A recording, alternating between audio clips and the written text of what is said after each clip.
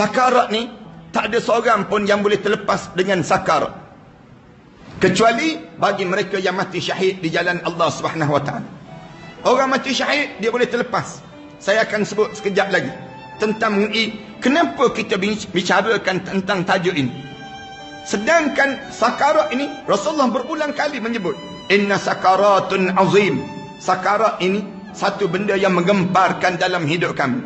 Kamu akan tergamam dan terkejut bila kamu sampai saat di mana kamu akan berjumpa dengan sakarat dalam kehidupan kamu nanti. Kenapa dia? Kerana kamu tak bersiap. Ramai di kalangan kita ni, kita hidup dalam keadaan hanyut dan hanyut dengan dunia. Bila kita hanyut dan hanyut dengan dunia, kita tak tahu benda apa yang perlu kita buat dalam hidup kita. Sebenarnya benda apa yang perlu kita bersiap? Di mana masanya yang perlu kita jaga sungguh dalam hidup? Ulama-ulama sebut masa yang paling penting untuk kita nak bersiap dan kita kena jaga masa sakarat. Kerana masa sakarat ini menentukan sama ada kita ahli syurga ataupun kita ahli neraka. Siapa yang pandai jaga di awal-awal kehidupan dia, dia boleh jaga dah masa di dalam hidup dia, sentiasa bersiap untuk masa sakarat, dia akan berjumpa dengan syurga Allah Subhanahu Wa Taala.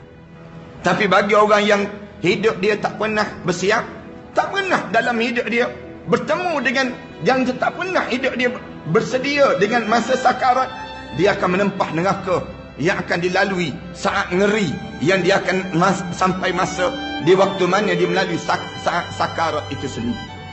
Sakarat ni apa dia? Kalau kita tanya lagi sakarat ni apa dia? Sebenarnya yang perlu kita lalui dalam hidup kita ini. Ramai di kalangan kita tanya, sakarat tu apa dia Ustaz? Sehingga kan kita kena bersiap sebegitu rupa. Alim ulama sebut satu perjalanan yang Allah jadikan masa kita tidak sama lagi di antara masa hidup di dunia dengan masa hidup kita dalam keadaan setiap masa yang kita lalui. Itulah masa sakarat.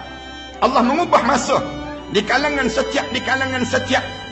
kita ni, masa yang kita akan lalui masa sakarat menjadi panjang bagi setengah-setengah orang, menjadi singkat bagi setengah-setengah di kalangan mereka yang saleh di saat mana dia melalui masa sakarat. Ditanya lagi oleh alim ulama, apa dia sakarat itu? Sakarat ni apa dia? Alim ulama sebut, satu tempoh masa sebelum kamu nak beralih kepada satu masa alam yang disebut sebentar tadi.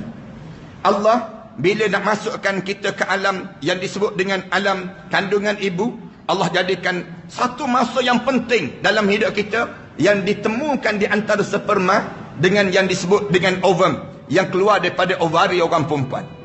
Masa tu masa penting. Daripada 40 juta ekor sperma, paling tidak ada seekor je sperma yang temu dengan ovum, yang tercantum yang disebut dengan nutfah, summa alaqah, summa mudrah. Tuan-tuan faham ke tak faham? Buat faham sama kita. Masa yang pertama, yang masa ni masa penting.